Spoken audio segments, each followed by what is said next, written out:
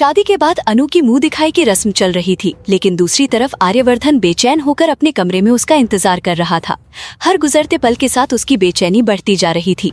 उसे बस एक ही इंतजार था कि कब अनु आए और वो उससे खुलकर बातें कर सके। आखिरकार रस्म पूरी हुई और अनु कमरे में पहुंची। दोनों ने कुछ पल साथ बिताए, लेकिन जल्द ही अनु ने याद दिलाया कि अब उन्हें पगफेरे की रस्म के लिए निकलना होगा। उधर पूरे मोहल्ले में जश्न जैसा माहौल था। पुष्पा, गोपाल और बाकी सभी लोग अनु के स्वागत की तैयारियों में लगे हुए थे।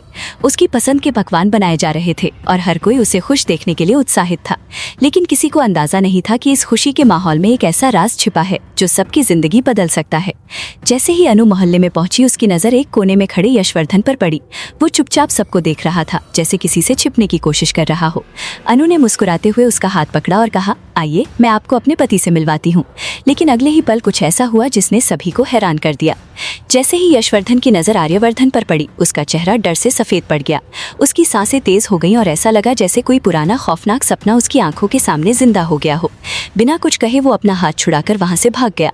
आर्यवर्धन और अनु दोनों हैरान रह गए। आखिर वो उनसे अपना डर क्यों रहा था? भागते भागते यशवर्धन सीधे सिद्धि माता के पास पहुंचा। उसकी आंखों में आंसू थे और आवाज कांप रही थी।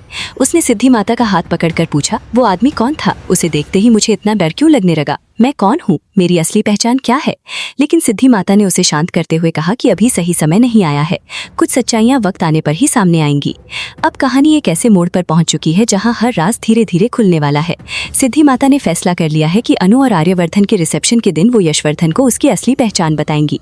उसे पता चलेगा कि वो वर्धन परिवार का बेटा है, गायत्री उसकी माँ है और उसका अतीत उसी परिवार से जुड़ा हुआ है जिससे वो आज तक अनजान रहा।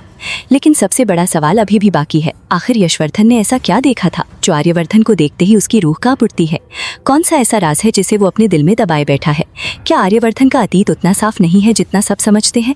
और अगर ये सच अनु के सामने आया तो क्या उसका भरोसा टूट जाएगा? इसी बीच मीरा की जलन की खतरनाक रूप लेने लगी है। आर्य और अनु को एक साथ देखकर उसका गुस्सा बढ़ता जा रहा है।